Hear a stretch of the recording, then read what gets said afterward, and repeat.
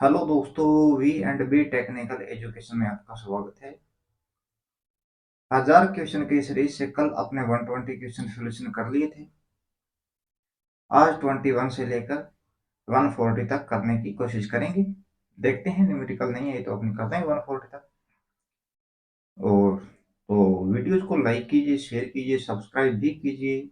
YouTube channel को अपने friends के पास भी सेंड करो, उनसे सब्सक्राइब करवाओ यूट्यूब चैनल को। तो दोस्तों चालू करते हैं अपने 120 नंबर क्वेश्चन से स्टार्ट करते हैं। कोई भी डाउट लगे तो कमेंट बॉक्स में टाइप करना, आपको उसका जवाब मिलेगा। नीचे दिए गए कथनों में गलत नहीं है। तो फिर देखते हैं पहला स्टेटमेंट। न्यूक्लियर पावर प्लांट में मॉडरेटर पदार्थ भारी जल ग्रेकाइट नहीं है, ग्रेफाइट है।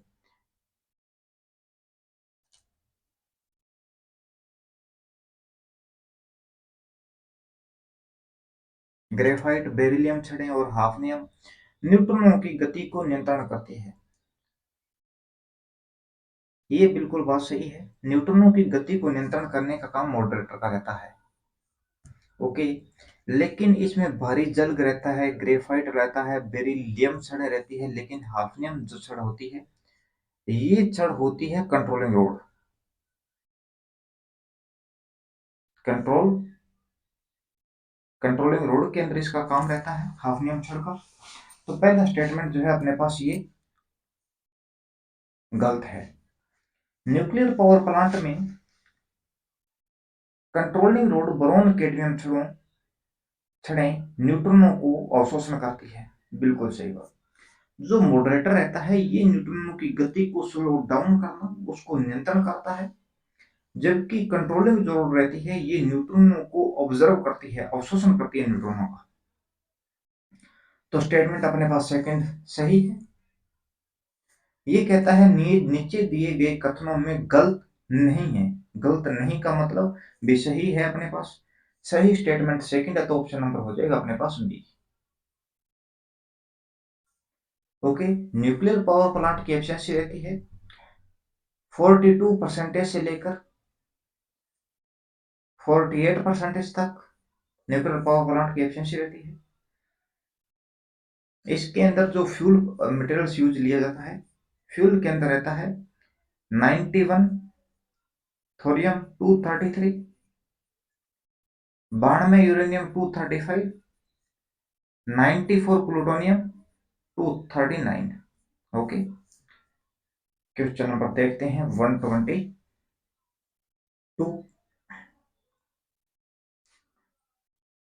रोजेनबर्ग जनरेटर क्या है? इस जनरेटर को हाई वोल्टेज से चलाने पर कांस्टेंट वोल्टेज के साथ उत्पन्न वोल्टेज घूर्णन दिशा पर निर्भर करती है। सेकंड ऑप्शन है इस जनरेटर को लो स्पीड से चलाने पर कांस्टेंट वोल्टेज के साथ उत्पन्न वोल्टेज घूर्णन दिशा पर निर्भर नहीं करती है।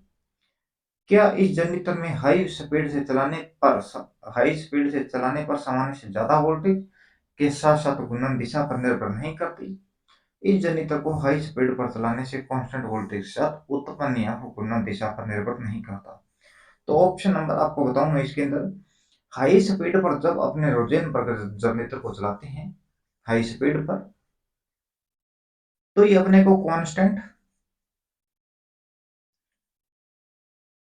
वोल्टेज देता है। और कांस्टेंट वोल्टेज के साथ हाई स्पीड पर चलाएंगे तो कांस्टेंट वोल्टेज के साथ ये डायरेक्शन ऑफ रोटेशन के ऊपर ईएमएफ डिपेंड नहीं करता है। घूर्णन दिशा के ऊपर ईएमएफ डिपेंड नहीं करता है, किस दिशा में घूम रहा है इससे इसके ईएमएफ पर इफेक्ट नहीं पड़ता। तो ऑप्शन नंबर रहेगा अपने पास डी। जनरेटर को हाई स्पीड से चलाने से चलाने पर कांस्टेंट वोल्टेज के साथ उत्पन्न ईएमएफ घूर्णन दिशा पर निर्भर नहीं करता है। ऑप्शन नंबर रहेगा अपने पास डी। क्वेश्चन 123। अमान्य कथनों नहीं कथनों में अमान्य कथनों का चुनाव करें थ्री फेज इंडक्शन मोटर के संदर्भ में। ओके, स्टैंड स्टिल पोजीशन में, स्टैंड स्टिल का मतलब है स्थिर अवस्था में, उत्पन्न मैक्सिमम टॉर्क की शर्त रहती है R2 equal to SX2। Second option, running condition में धारा रहती है स्लिप गुणा EMF under root R2 rotor resistance का स्क्वायर गुणा स्लिप गुणा रोटर रिएक्टेंस का स्क्वायर। रनिंग कंडीशन में cos फाई की वैल्यू रहती है R2 अपॉन में अंडर रूट रोटर रेजिस्टेंस का स्क्वायर गुणा रोटर रिएक्टेंस का स्क्वायर। तो स्टैंड स्टिल अगर स्थिर अवस्था में है तो स्लिप बताओ कहां से आएगी। स्थिर अवस्था में मैक्सिमम टॉर्क डिपेंड करता है R2 is equal to X2 के ऊपर। ओके, रनिंग कंडीशन में धारा होती है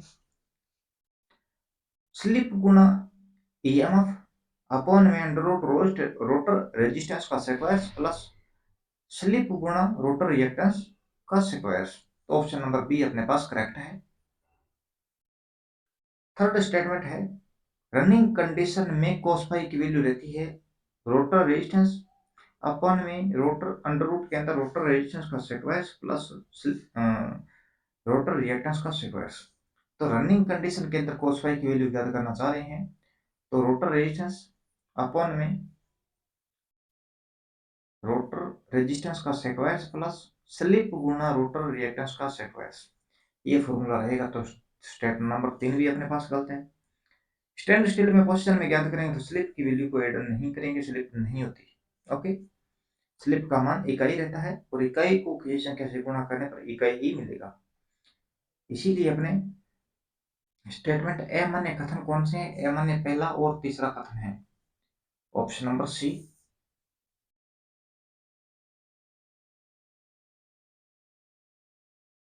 क्वेश्चन नंबर देखते हैं 124। 3 फेज इंडक्शन मोटर को स्टार्ट करते समय कौन सा स्टार्टर पूर्ण परिवर्तन वोल्टेज अप्लाई करता है? कौन सा स्टार्टर होता है? वो रोटर रेजिस्टेंस स्टार्टर होता है या स्टार डेल्टा स्टार्टर होता है या ड्यूल स्टार्टर रहता है या ऑटोमेटिक ऑटो ट्रांसफॉर्मर स्टार्टर रहता है? ड्यूल स्टार्टर है। ये 5 एचपी तक की मोटर को स्टार्ट करता है, 5 एचपी तक। स्टार डेल्टा स्टार्टर 3 एचपी से लेकर 15 से 20 एचपी तक मोटर को स्टार्ट करता है। कई बार 15 एचपी देखने को मिलता है एग्जाम्स में, कई बार 20, अलग अलग रहते हैं। रोटर रेजिस्टेंस स्टार्टर होता है, ये 20 एचपी तक मोटर को स्टार्ट करता है। Automatic auto transformer starter 120 HP से लेकर 425 एचपी तक मोटर को स्टार्ट करते हैं। और ऑटो ट्रांसफॉर्मर स्टार्टर जो रहता है ये मोटर को 10 एचपी से लेकर 120 एचपी तक मोटर को स्टार्ट करता है। ओके, स्टार्ट करते समय कौन सा स्टार्टर पूर्ण परिवर्तन वोल्टेज अप्लाई करता है? तो वो होता है अपने पास dual starter, direct online starter. इसके अंदर एनवीसी की प्रोटेक्शन रहती है, 9 वोल्ट कॉइल। इसके अंदर वोल्टेज सामान्य से कम होने पर ये परिपथ को बंद करता है या ओपन करता है, मोटर को रोक देता है। और एक रहती है ओएलसी प्रोटेक्शन, ओएलसी ओवरलोड कॉइल रहती है। इसके एनवीसी के अंदर ज्यादा टर्न और कम क्रॉस सेक्शन एरिया रहता है। ओवल सी के अंदर कम टर्न,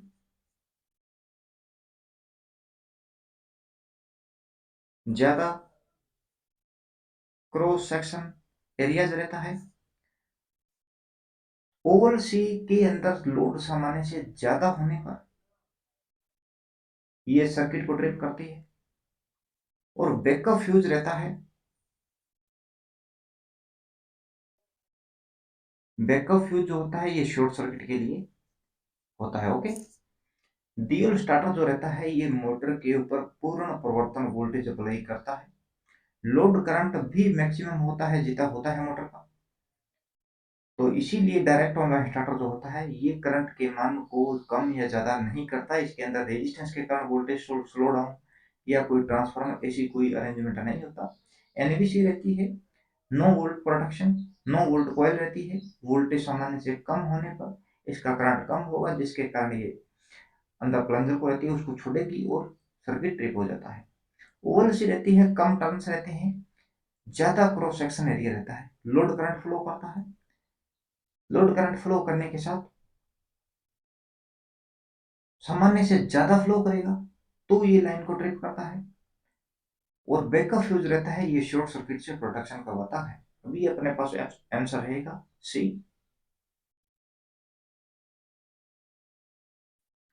परिपथ में L1 10 हेनरी का है, L2 15 हेनरी का है, म्यूचुअल इंडक्टेंस 4 हेनरी का है। ए और बी बिंदुओं के मध्य इंडक्टेंस ज्ञात करो। एक अपने बना देते हैं, इसके अंदर बताया हुआ नहीं है सीरीज है या पैरेलल्स है।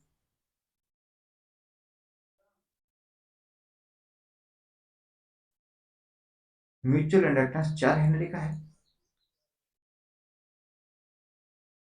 एंट्री पॉइंट को अगर यहां पर शो करें तो इंडक्टेंस की वैल्यू क्या होगी? अगर इसके अंदर ये डॉटेड अपने एक यहां पर और एक अपोजिट डायरेक्शन में लगाएं तो अपने पास इंडक्टेंस क्या होगा?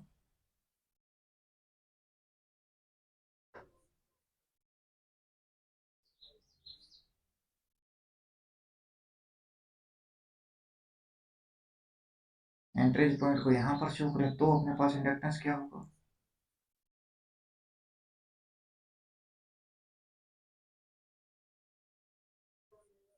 यहां पर अपने अपोजिट डायरेक्शन में लगाएं तो अपने पास इंडक्टेंस, टोटल इंडक्टेंस क्या रहेगा?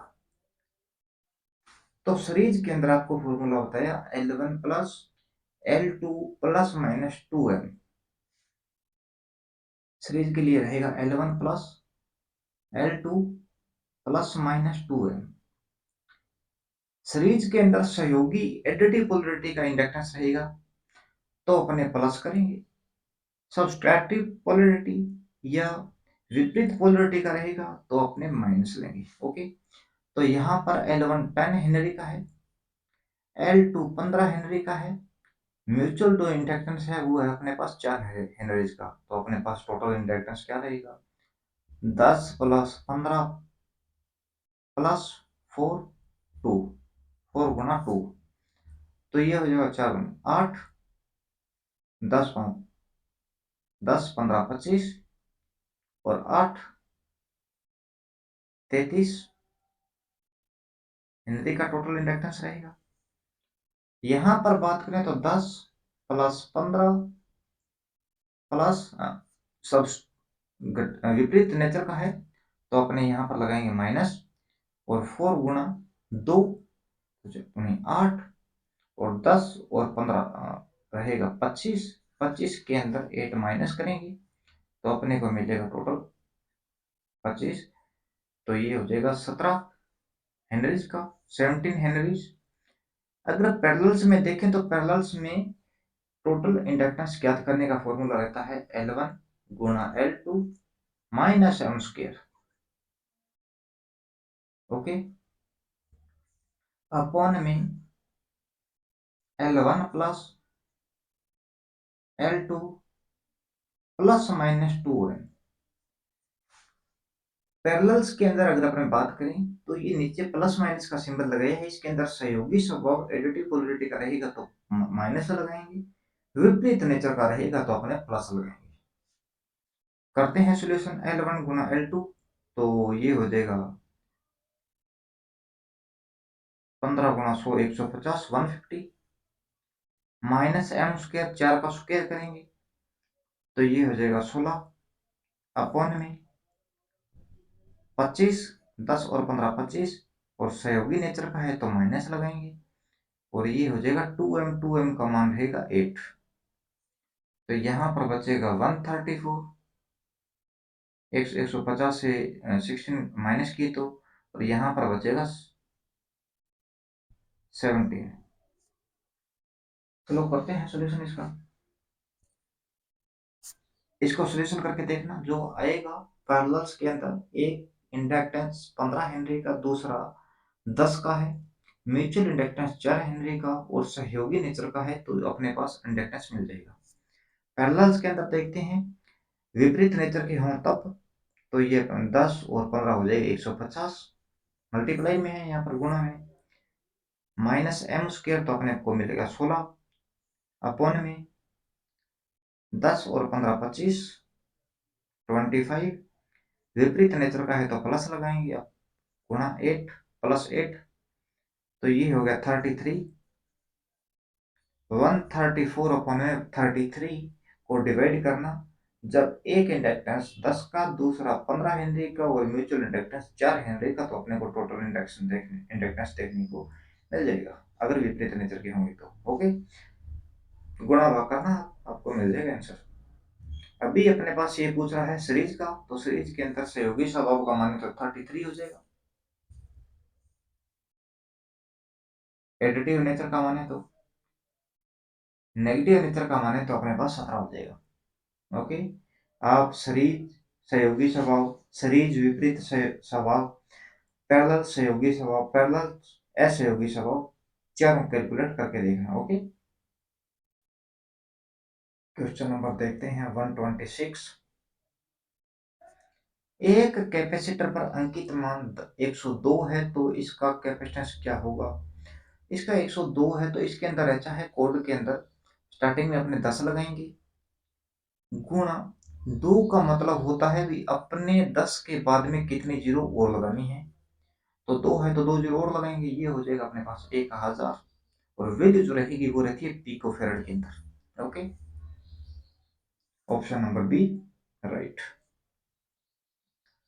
क्वेश्चन देखते हैं 127। किसी भी लैंप को उसकी रेटेड वोल्टेज से अधिक वोल्टेज देने पर शक्ति खपत रह जाएगी, तो शक्ति खपत कितनी रह जाएगी वोल्टेज से। एक लैंप है, चाहे कोई हीटर माने चाहे कोई एलिमेंट माने, अभी अपने क्वेश्चन के हिसाब से देखें तो वोल्टेज हाफ दे रहे हैं लैंप के अंदर, तो पावर कंजप्शन आपको पहले करवा दिए क्वेश्चन, पावर कंजप्शन वोल्टेज आदि तो धारा आदि, और जो पावर रहती है वो धारा का वर्ग रहती है, इसीलिए पावर कंजप्शन एक चौथाई हो जाएगी।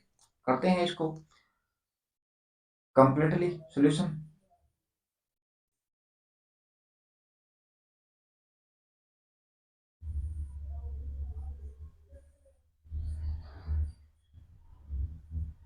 ये अपने पास सोर्सेज है, ये लैंप मानते हैं अपने हैं 10 ओम का रेजिस्टेंस है इसका, और पावर है इसकी 10 वाट। 10 वाट तो वोल्टेज कितनी का है, चलो रेजिस्टेंस अपने बड़े तरीके से करते हैं इसको। 10 वाट का लैंप है और वोल्टेज रेटिंग है 20 वोल्टेज। रेजिस्टेंस ज्ञात करने के लिए फॉर्मूला रहेगा अपने पास वी स्क्वायर अपॉन में पी, या अपने फॉर्मूला यूज में लेते हैं वोल्टेज अपॉन में धारा, या अपने वोल्टेज अपॉन में धारा के द्वारा रेजिस्टेंस ज्ञात करेंगे। ओके, तो अभी अपने फॉर्मूला लगाएंगे वी स्क्वायर अपॉन में पी, तो वोल्टेज का स्क्वायर होगा 20 गुणा 20 तो हो जाएगा 400, अपॉन में पावर है 10 वाट की, तो इसका रेजिस्टेंस अपने को मिलेगा 40 ओम का। ओके,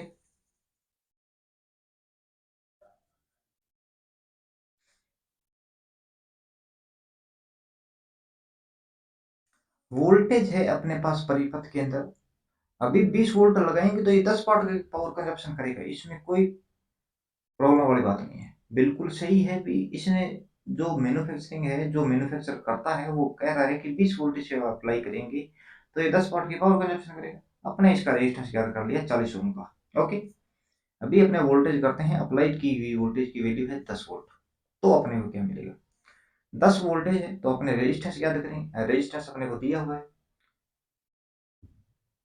तो पावर ज्ञात करने के लिए अपने पास फॉर्मूला रहता है वोल्टेज गुणा धारा, लिख लेना ये, परीक्षक वैसे तो मैंने समझा दिया था। वोल्टेज गुणा धारा वी स्क्वायर अपॉन में R, I square R, V square गुणा जी, और आई स्क्वायर अपॉन में जी, ये सब पावर के फॉर्मूले है। अपने पास वोल्टेज है और रेजिस्टेंस है, तो अपने ज्ञात करेंगे, वोल्टेज का स्क्वायर हो जाएगा 10 गुणा 10, और रेजिस्टेंस अपने पास है 14, तो 0 से 0, और 10 को 4 से डिवाइड करेंगे तो ये आएगा 2.5 वाट, यानी कि पावर कंजप्शन हो जाएगी एक चौथाई। ओके, क्वेश्चन नंबर देखते हैं 128। किसी ट्रांजिस्टर बी डी 140 अंकित है, इसमें बी डी क्या प्रदर्शित कर रहा है? तो ये अपने पास ट्रांजिस्टर है, इसके अंदर बी जो है ये शो करता है सामग्री को, किस सामग्री को यूज में लिया है अपने। ओके। और जो अपने पास डी है, ये सेकंड जो अंक है ये बता रहा है कि यूजड क्या है, इसका यूज किस काम में लेंगे। ओके। तो इसका पूरा सॉल्यूशन करते हैं।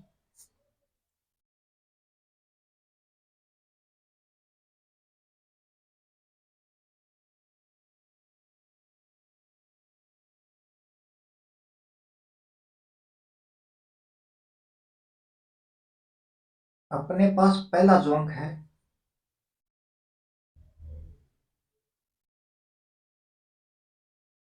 पहला अंक, तो पहले अंक में ए बी सी और डी और आर ये चार मटेरियल्स रहते हैं, चार कोड के मटेरियल्स रहते हैं। ए अपने को शो करता है जर्मेनियम को, बी बताता है सिलिकॉन को, सी बताता है गैलियम आर्सेनाइड को, डी बताता है गैलियम फास्फाइड को, और आर बताता है कैडमियम सल्फाइड को। A germanium, B silicon, C gallium arsenide, D gallium phosphide, or cadmium sulphide. Okay. अब देखते हैं कि इसका स्क्रीनशॉट ले लेना, काफी इंपॉर्टेंट है। सेकंड के बारे में देखते हैं। सेकंड जो ऑप्शन रहता है, दूसरा अंक क्या शो करता है? दूसरा अंक बताता है अपने को यूज के बारे में, इसको किस काम में यूज में लेना है। तो ए जो रहता है, ए बताता है अपने को हाई स्पीड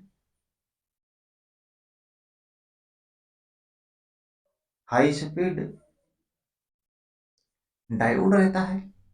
बी अपने पास रहेगा वेरिएबल कैपेसिटेंस, कैपेसिटेंस को। सी बताएगा, कल मैंने क्वेश्चन इसके अंदर करवाया था, वो शायद तक बी सी था।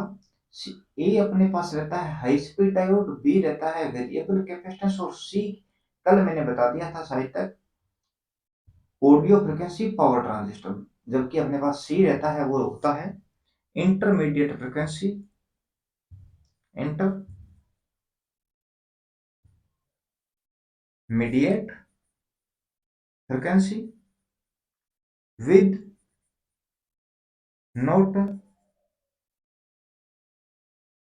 Power transistor. ओके। ऑप्शन अपने पास डी रहेगा, हाथों हाथ नोट करते रहो भाई। डी रहेगा high audio frequency with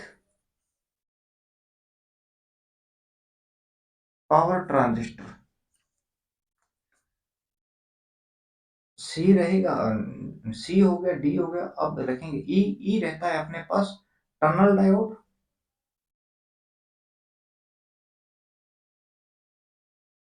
okay. F रहता है अपने पास audio frequency, audio frequency with not power transistor के।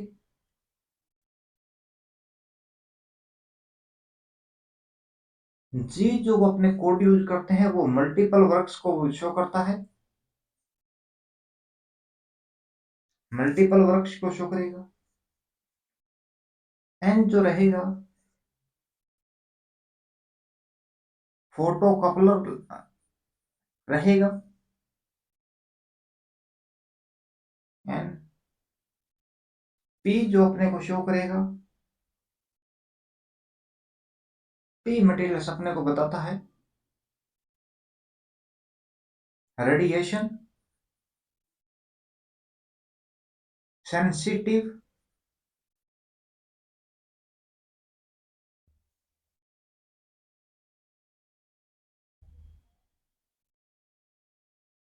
डिवाइसेस को, क्यू अपने को बताता है रेडिएशन। जनरेशन डिवाइस को आर एस टी, ये तीनों के वृक्ष रहते हैं। ये अपने को बताते हैं आर एस टी के अंदर कंट्रोलिंग एंड स्विचिंग के रूप में।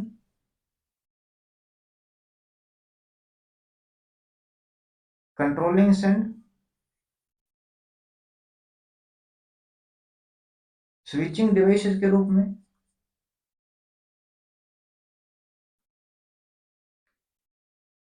जेड अपने पास रहता है, जेड नहीं, पहले वाई को देख लेते हैं। वाई अपने रेक्टिफायर डायोड को शो करता है, और जेड रहता है जिनर डायोड, या वोल्टेज रेगुलेटर भी कह सकते हैं जेड के अंदर। ये है टोटल डाटा, स्क्रीनशॉट ले लेना। देखना, ए अपने को बताता है हाई स्पीड डायोड को, बी बताएगा वेरिएबल कैपेसिटेंस को, सी बताएगा intermediate frequency power with not power transistor को, डी होगा audio frequency with power transistor, E होगा टनल डायोड, एफ होगा audio frequency with not power transistor, और जी मल्टीप्लायर वर्क्स को शो करेगा, और एन फोटोकपलर रहता है, पी रहता है रेडिएशन सेंसिटिव, और क्यू रहता है radiation generation. R S T controlling and switching को शो करेगा इक्विपमेंट्स के अंदर, और वाई जो रहता है रेक्टिफायर, और जेड होता है जिनर डायोड। ओके, तो चलते हैं क्वेश्चन की ओर। क्वेश्चन अपना है कि ट्रांजिस्टर बी मतलब सिलिकॉन, बी बता रहा है, बी का मतलब है सिलिकॉन।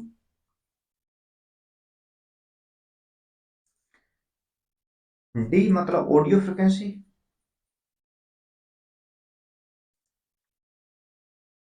विद पावर ट्रांजिस्टर हो गया। ओके, तो silicon material, silicon material, silicon material, audio frequency transistor but power transistor, option number D रहेगा।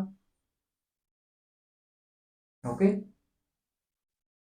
Question number 129। इसी क्वेश्चन के अंदर देख लेना, कल मैंने शायद 114 या 15 नंबर क्वेश्चन के आसपास है, उसके अंदर सी मटेरियल को लग रहा है मेरे को शायद तक उसको बताया था ऑडियो फ्रिक्वेंसी पावर ट्रांजिस्टर, लेकिन सी अपने पास intermediate frequency with not power transistor होता है, और डी अपने पास रहता है audio frequency power transistor. Question number 129। आमतौर पर डीजल प्लांट किस क्षमता के बनाए जाते हैं? डीजल प्लांट जो होते हैं वो 0.1 केवीए से लेकर 110 केवी तक डिजाइन किए जाते हैं। ओके, निम्न क्षमता यूपीएस की बात करें, यूपीएस लो क्षमता तो ये 30 केवीए के रहते हैं, मध्यम सीमा 120 केवीए के रहते हैं। क्वेश्चन नंबर 129 का रहेगा ऑप्शन नंबर ए।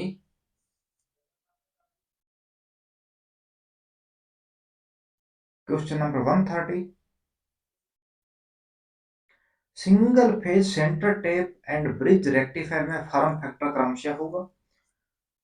तो सबसे पहले बात करते हैं हाफ वेव रेक्टिफायर के अंदर, हाफ वेव रेक्टिफायर में, तो इसके अंदर आरएमएस मान रहता है वोल्टेज के ऊपर। बताओ आप वोल्टेज के ऊपर करें या धारा के ऊपर, दोनों में इक्वेशन सेम रहेगी। अपने वोल्टेज के आधार पर कर लेते हैं, चलो आज धारा के आधार पर कर लेते हैं, वोल्टेज के आधार पर पहले बता चुका हूं मैं प्रीवियस जो लेक्चर करवाए हैं उनके अंदर। तो धारा, इसके अंदर धारा के अंदर फॉर्म फैक्टर जो अपने पास रहता है ये होता है आरएमएस वैल्यू जो अपॉन में एवरेज वैल्यू का अनुपात रहता है। तो आई मैक्स अपॉन में आरएमएस होगा 2, और अपने पास औसत मान रहता है आई मैक्स अपॉन में पाई। तो ये हो जाएगा अपने पास आई मैक्स अपॉन में 2 अपॉन में आई मैक्स अपॉन में पाई। ये डिवाइडेशन में है, इसको मल्टीप्लाई में लेके जाएंगे तो ये अपोजिट हो जाएगी संख्या पाई डिवाइडेड बाई आई मैक्स। तो आई मैक्स से आई मैक्स कटेगा और अपने पास बचेगा पाई डिवाइड बाई 2। ओके, ये फार्म फैक्टर की वैल्यू है हाफ वेव रेक्टिफायर में। ओके,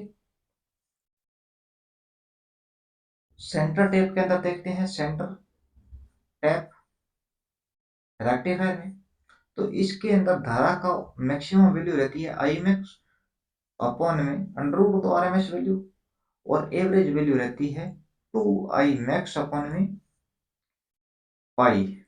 ओके, तो फार्म फैक्टर के लिए आर एम एस अपॉन में औसत, तो आई मैक्स अपॉन में अंडर रूट 2 अपॉन में 2 आई मैक्स अपॉन में पाई। ये भाग में है, इसको गुणा में लेके जाएंगे तो अपोजिट करते हैं संख्या को, आई मैक्स अपॉन में अंडर रूट 2 गुणा पाई अपॉन में 2 आई मैक्स। तो आई मैक्स से 2 आई मैक्स को काटेंगे तो ये बचेगा 2, और अपने पास फार्म फैक्टर मिलेगा पाई अपॉन में 2 अंडर रूट 2। ओके, यहाँ पर नहीं दिखाई दे रहा हो तो यहाँ पे लिख देता हूँ पाई अपॉन में 2 अंडर रूट 2। ओके, ये फार्म फैक्टर बनता है सेंटर टेप रेक्टिफायर के अंदर, centre tap full wave rectifier के अंदर।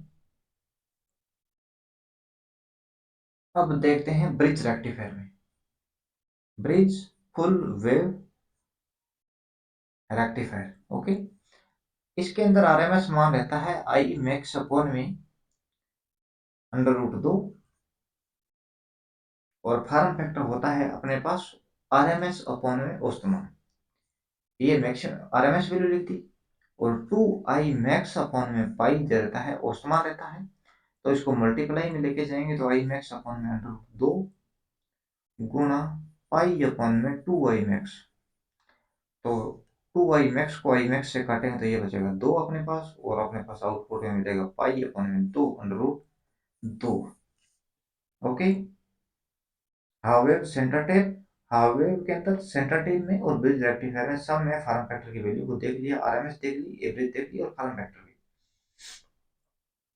अभी अपने पास आंसर होगा pi divide by 2 pi upon में 2 अंडर रूट 2। तो ऑप्शन नंबर हो जाएगा ए। देखते हैं क्वेश्चन नंबर 131, प्रोग्रेसिव वाइंडिंग में बैक पिच और फ्रंट की पिच के मध्य अंतर। प्रोग्रेसिव वाइंडिंग होती क्या है, यहीं पर लिखते हैं प्रोग्रेसिव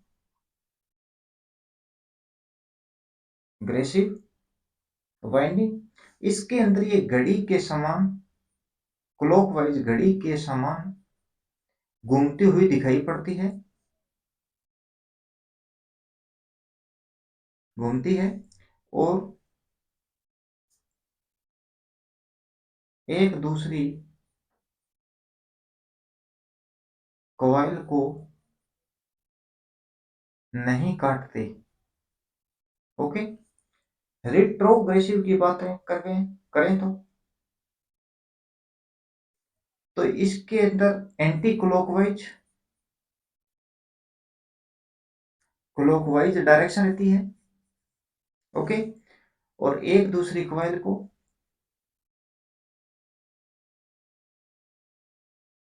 को काटे। ओके, फ्रंट पिच एक्चुअल में रिवर्स बढ़ती है और बैक पिच रियलाइज में आगे जाती है। ओके, तो प्रोग्रेसिव है तो ये क्लॉकवाइज घूमती हुई दिखाई पड़ेगी और एक दूसरी कॉइल को नहीं काटती है। प्रोग्रेसिव के अंदर लैप वाइंडिंग हो या वेव वाइंडिंग हो, दोनों में ही कम्यूटेटर पिच का मान पॉजिटिव रहेगा। सिंप्लेक्स में 1, ड्यूप्लेक्स में 2, ट्रिप्लेक्स में 3, क्वाड्रप्लेक्स के अंदर 4। चलो देख लेते हैं एक बार।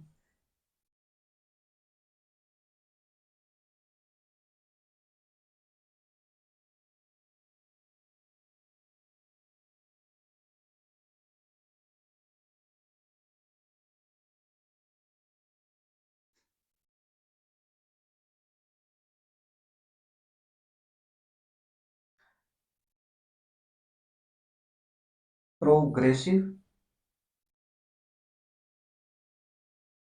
लैप वाइंडिंग को पैरेलल वाइंडिंग, इसमें वोल्टेज का मान कम, धारा अधिक रहती है। वेव वाइंडिंग की बात करें तो वोल्टेज अधिक, धारा का मान कम होता है। यहां पर लिखेंगे रिट्रोग्रेसिव लैप वाइंडिंग में और वेव वाइंडिंग में। ओके, बात करते हैं सिंप्लेक्स, बात करें ड्यूप्लेक्स में और ट्रिप्लेक्स में, क्वाड्रप्लेक्स में। Okay, simplex progressive lap winding के अंदर कम्यूटेटर पिच की वैल्यू रहेगी +1। ड्यूप्लेक्स प्रोग्रेसिव लैप वाइंडिंग में कम्यूटेटर की पिच रहेगी +2। ट्रिप्लेक्स प्रोग्रेसिव लैप वाइंडिंग के अंदर कम्यूटेटर पिच रहेगी +3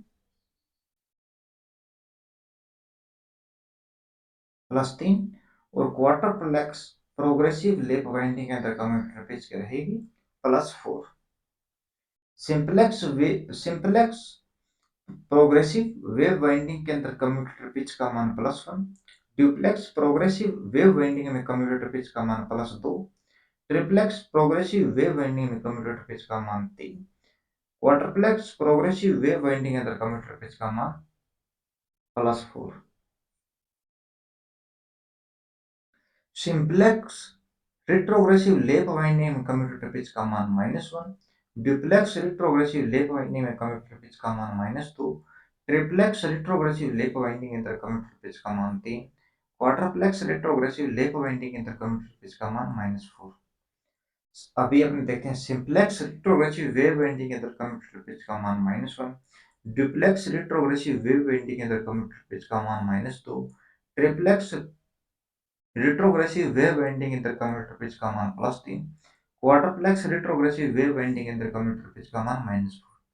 इसका कहने का मतलब है कि सिंप्लेक्स, ड्यूप्लेक्स, ट्रिप्लेक्स, क्वार्टरप्लेक्स के अंदर प्रोग्रेसिव जो वाइंडिंग रहेगी उनके अंदर कम्यूटेटर पिच का मान होगा +1, +2, +3, +4, चाहे वो लेप हो या हो वेव। रेट्रोग्रेसिव के अंदर सिंप्लेक्स, ड्यूप्लेक्स, ट्रिप्लेक्स, क्वार्टरप्लेक्स की बात करें तो कम्यूटेटर पिच का मान चाहे लेप हो या हो वेव, कम्यूटेटर पिच का मान रहेगा -1, -2, -3, -4। ओके,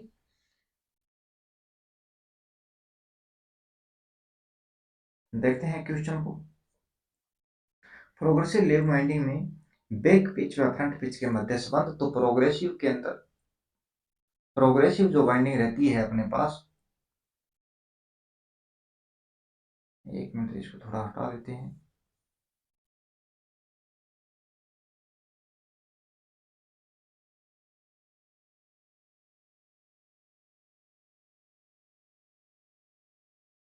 प्रोग्रेसिव की बात करें तो प्रोग्रेसिव के अंदर बैक पिच का मान हमेशा फ्रंट पिच से ज्यादा रहता है, जबकि रेट्रोग्रेसिव वाइंडिंग रहेगी तो इसके अंदर फ्रंट बैक पिच का जो मान रहेगा वो फ्रंट पिच से कम होगा। Okay, question number question number 132 131 से लेकर 133 आ गया क्वेश्चन। चलो देखते हैं 133। इनर टैंक, आउटर टैंक किस पदार्थ, किस मटेरियल का और उनके मध्य क्या भरा जाता है? इनर टैंक जो होता है ये होता है कॉपर का अपने पास। आउटर टैंक जो होता है ये माइल्ड स्टील का।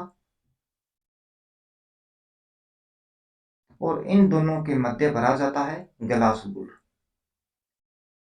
जो हीट को इनर टैंक से आउटर टैंक तक मिनिमम क्षमता में पहुंचे, यानी कि हीट ट्रांसफर क्षमता को कम करता है,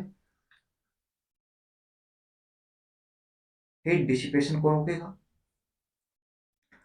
तो इनर उसके अंदर भरा जाता है ग्लास वुल।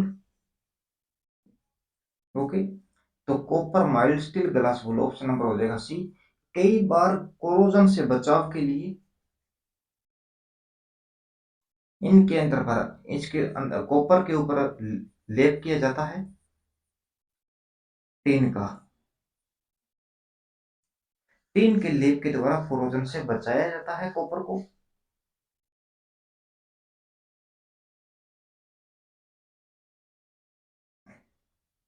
और जो गीजर रहता है अपने पास, इसकी तापमान रेटिंग 32 डिग्री सेल्सियस से लेकर 88 डिग्री सेल्सियस रहता है।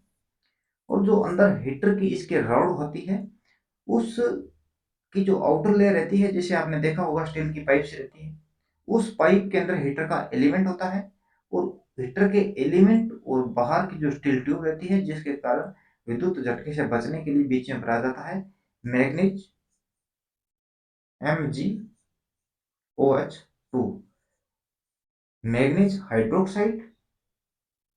ओके, तो इसके अंदर ये हीट का होता है सुचालक, हीट के लिए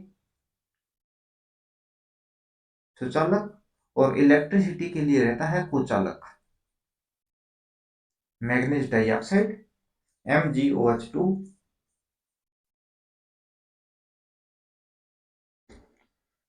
मैग्नीज डाइऑक्साइड है या मैग्नीज हाइड्रोक्साइड है, तो ये है अपने पास manganese hydroxide MgOH2। Okay, question number चलते हैं 134।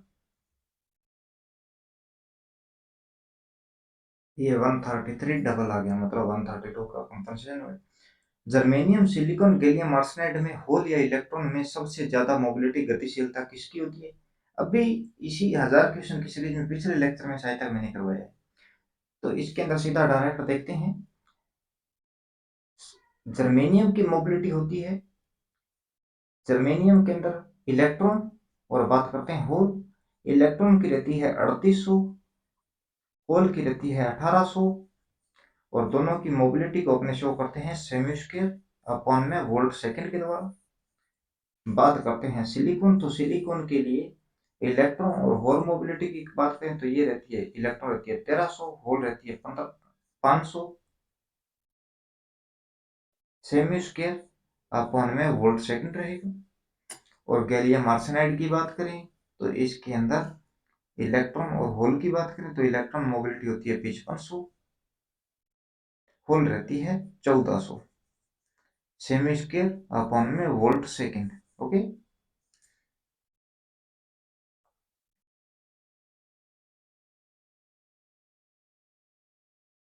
होल या इलेक्ट्रॉन में सबसे ज्यादा मोबिलिटी किसकी वे कितनी होती है? तो सबसे ज्यादा रहेगी गैलियम आर्सेनाइड की, इलेक्ट्रॉन मोबिलिटी होगी 5500 सेमी स्क्वायर अपॉन में वोल्ट सेकंड। क्वेश्चन नंबर 133 का हो जाएगा सी।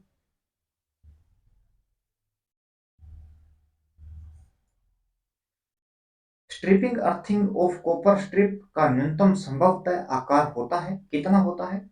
तो कॉपर की स्ट्रिप की बात करें तो इसके अंदर 25 mm गुणा 1.6 mm रहता है मिनिमम साइज कॉपर के लिए। जीए की बात करें गैल्वेनाइज्ड आयरन की, तो 25 mm गुणा 4 mm इसका जीए स्ट्रिपिंग का मिनिमम साइज रखा जाता है, न्यूनतम। अर्थिंग अपने कॉपर अर्थिंग, प्लेट अर्थिंग करते हैं, पाइप अर्थिंग करते हैं, रोड अर्थिंग करते हैं, रोड अर्थिंग को फायर अर्थिंग भी कहते हैं। मरुस्थलीय क्षेत्रों में उन स्थानों को थोड़ा ज्यादा यूज में लिया जाता है। और जीए स्ट्रिपिंग अर्थिंग करते हैं, और साथ में वाटर टैप अर्थिंग भी करते हैं। सबसे ज्यादा जो यूज में लिया जाता है वो कौन सी होती है, बताओ? पाइप अर्थिंग होती है, या प्लेट अर्थिंग होती है, या रोड अर्थिंग होती है? कौन सी अर्थिंग होती है सबसे ज्यादा यूज में ली जाती है? Road earthing. Okay, question number 135। Welding करने के लिए आवश्यक मान्य स्टेटमेंट क्या होता है? अपने जो वेल्डिंग करते हैं, वेल्डिंग प्रक्रिया के अंदर लो वोल्टेज हो, और ये सारे जो आपको अवर कंपाउंड है, डिफरेंशियल कंपाउंड है, सब ये डीसी के हैं। तो डीसी के अंदर अपने को स्टार्टिंग कंडीशन के अंदर 50 से 60 वोल्टेज चाहिए, और उसके बाद में स्टार्टिंग होने के बाद में 20 से 30 वोल्टेज अपने को रिक्वायर्ड रहती है। लो वोल्टेज चाहिए होता है और हाई करंट रिक्वायर्ड रहता है इसके अंदर। तो सबसे पहले ये देखो भी, हाई करंट और लो वोल्टेज कौन कौन है? अवर कंपाउंड डीसी शंट जनरेटर अवर कंपाउंड है, तो इसके अंदर वोल्टेज जो है लोड बढ़ने के साथ बढ़ेगा, तो पहला ऑप्शन अपने पास रॉन्ग है। Differential compound DC shunt generator, तो डिफरेंशियल कंपाउंड है तो लोड बढ़ने के साथ वोल्टेज के मान में कमी आएगी, तो ये ऑप्शन अपने पास बिल्कुल सही है। लैप वाइंडिंग के अंदर क्या होता है? वोल्टेज कम, धारा की वैल्यू हाई रहती है, तो ऑप्शन सी हो जाएगा। और चौथा, अब 5 और 6 के अंदर अपने को बताया गया है कि अपने पास वोल्टेज लो होनी चाहिए और धारा की वैल्यू हाई हो, तो मान्य स्टेटमेंट कौन से हैं? तो मान्य 2, 3, 5 है। 2, 3, 5 ऑप्शन नंबर ए रहेगा। एसी की तुलना में डीसी के अंदर आरक की जो स्टेबिलिटी रहती है वो काफी स्टेबल रहती है, इसीलिए बेटर मानते हैं अपने डीसी आर्क वेल्डिंग को। क्वेश्चन नंबर की बात करें, नो लोड पर यूनिवर्सल मोटर की गति समय सीमित होने का कारण मान्य कथन का चयन करो। तो नो लोड पर डीसी एक DC series DC universal motor जो रहती है वो डीसी सीरीज मोटर की भांति होती है, और यूनिवर्सल के अंदर गति समय नियंत्रण इस कारण होती है विंडेज एंड फ्रैक्शन लॉसेज के कारण। Windage and iron loss, windage and copper and iron loss, fraction loss, windage and fraction loss, option number D रहेगा। तो डीसी जो सीरीज मोटर रहती है उसकी गति नो लोड पर इनफाइनाइट रहती है, अनिश्चित गति होती है उसकी, और स्टार्टिंग कंडीशन में जो टॉर्क रहता है वो समानुपाती होता है आर्मेचर धारा के वर्ग के, और जब लोड बढ़ जाता है, नो लोड की कंडीशन है ये, नो लोड की, और फुल लोड पर रहती है, टॉर्क रहता है आर्मेचर धारा के समानुपाती। ओके, ये करेक्टरिस्टिक्स बनाते हैं तो इसके अंदर टॉर्क और आर्मेचर धारा को शो करते हैं। स्टार्टिंग कंडीशन में ये ऐसे होता है और उसके बाद में लिनियरिटी में शो करेगा। स्टार्टिंग में कर्व रहता है, उसके बाद में लिनियर अपने को शो करता है टॉर्क और आर्मेचर धारा का। तो यहाँ पर जब तक मैग्नेटिक फील्ड वाइंडिंग सैचुरेट नहीं करती उस समय का ये कर्व होता है। तो इसमें टॉर्क समानुपाती आर्मेचर धारा एंड सीरीज फील्ड धारा रहती है। और सीरीज मोटर की बात करें तो फील्ड वाइंडिंग है, आर्मेचर है, लोड सब सीरीज में है, इसीलिए load current, armature current, series field current सब करंट इक्वल है। तो टॉर्क समानुपाती आर्मेचर धारा सीरीज फील्ड धारा, और टॉर्क समानुपाती आर्मेचर धारा हो जाएगा आर्मेचर धारा का वर्ग। और इस कंडीशन, ये कंडीशन है लोड कंडीशन, तो इसमें लोड बढ़ने से फील्ड सैचुरेट होगी। सैचुरेशन के बाद में यहाँ पर टॉर्क रहता है आर्मेचर धारा के समानुपाती। ओके, लोड पर पूछे कई बार टॉर्क तो ये बता देना। अब गति और आर्मेचर धारा की बात करें तो आर्मेचर धारा का मान बढ़ने से गति के मान में कमी आती है, और गति और टॉर्क के मध्य बात करें तो इनके मध्य भी ये कर्व रहता है। टॉर्क गति बढ़ने से टॉर्क के मान में कमी देखने को मिलती है। ओके,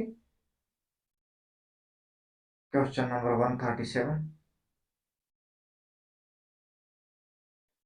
पिन इंसुलेटर के ऊपर से चालक को बांधने के लिए किस एसडब्ल्यूजी गेज मीटर जीए तार जरूरत और पिन इंसुलेटर का सेफ्टी फैक्टर का मान ज्ञात कीजिए।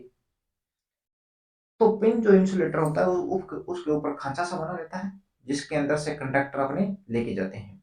उस कंडक्टर को बांधने के लिए अपने जीए तार लेते हैं, और वो भी 14 स्टैंडर्ड वायर गेज की। ओके, 14 स्टैंडर्ड वायर गेज, और पिन इंसुलेटर का सेफ्टी फैक्टर की वैल्यू रहती है 10। पिन इंसुलेटर के सेफ्टी फैक्टर का मान 10, वुडन पोल के लिए सेफ्टी फैक्टर 3.5, स्टील पोल के लिए सेफ्टी फैक्टर का मान 2.0, आरसीसी पोल के लिए सेफ्टी फैक्टर का मान 2.5 से लेकर 3.0, और लेटेक्स जो स्टील टावर रहते हैं उनके अंदर सेफ्टी फैक्टर का मान 1.5 से कम नहीं होना चाहिए। ओके, अभी अपने पास आंसर रहेगा इसका सी। 14 स्टैंडर्ड वायर गेज की तार रहती है और 10 रहता है सेफ्टी फैक्टर की वैल्यू। क्वेश्चन नंबर 138, किस मटेरियल का प्रतिरोध तापमान सहनशीलता उच्चतम होती है? तो वो रहता है सिलिकॉन कार्बाइड। यूरेका की जो कंस्ट्रक्शन होती है 60% रहता है कॉपर, 40% रहता है निकल। टेम्परेचर 1210 से लेकर सेल्सियस से लेकर 1300 डिग्री सेल्सियस के मध्य मेल्टिंग पॉइंट रहता है। जर्मन सिल्वर की कंस्ट्रक्शन की बात करें तो 60% कॉपर रहता है, 25% जिंक रहता है, 15% निकल होगा। ओके, नाइक्रोम के अंदर 80% निकल होगा, 20% क्रोमियम रहेगा सीआर। मैग्नेटिक मटेरियल के अंदर आपको बताऊं तो म्यू जो मटेरियल्स रहते हैं उसके अंदर 75% निकल रहता है,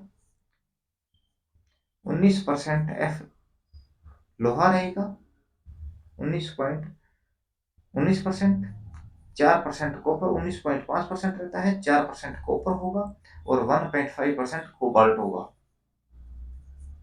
ओके, परमलोय जो रहता है उसके अंदर 78.5% तक रहेगा निकिल, 21% लोहा लोहा रहेगा, प्लस ये हो जाएगा अपने पास, और 0.5% रहता है कॉपर, तो यहाँ पर 79 और ये पूरा 100 हो गया। ओके, परमलोय ये दोनों मैग्नेटिक मटेरियल्स हैं। तो क्वेश्चन नंबर 138 का रहेगा डी अपने पास। पॉइंटेड वेक्टर क्या बताता है? इलेक्ट्रोडायनेमिक फील्ड में पावर फ्लो, इलेक्ट्रोस्टैटिक फील्ड में पावर स्टेबल, इलेक्ट्रोडायनेमिक फील्ड में पावर स्टेबल, इलेक्ट्रोस्टैटिक फील्ड में पावर फ्लो।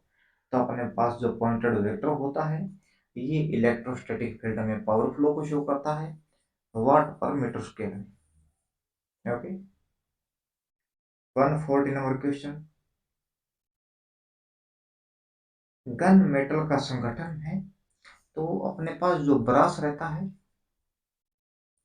ब्रास के अंदर 70% कॉपर प्लस 30% जिंक रहता है, और ब्रॉन्ज रहता है, ब्रॉन्ज के अंदर 88% कॉपर रहता है, 12% टिन रहेगा, और जो गन मेटल रहता है इसके अंदर 88% copper plus 10% tin plus 2% zinc रहता है। ओके, ब्रास ब्रोंज जो रहता है इसके अंदर 88% कॉपर, कॉपर ब्रास और गन मेटल में सेम है, लेकिन जो टिन की मात्रा 12 रहती है उसको 10 कर दिया जाता है और 2% जिंक मिलाने से गन मेटल रहता है। और जो अपने सीलिंग जो अपने पास कूलर्स रहते हैं इनके अंदर जो मोटरें यूज में ली जाती है, जो छोटे एचपी की मोटरों की बात करें तो उनके अंदर स्लीव बेरिंग यूज लिए जाते हैं, और ये बने होते हैं गन मेटल के द्वारा। ओके, ऑप्शन नंबर हो जाएगा अपने पास ए।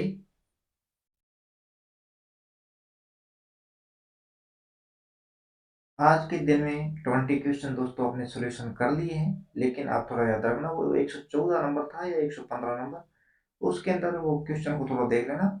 सी जो अपने जो सेमीकंडक्टर डिवाइसेस के लिए टेबल बनी रहती है उसके अंदर सी जो होता है intermediate frequency with not power transistor, और डी जो अपने को शो करता है inter audio frequency with power transistor. Okay,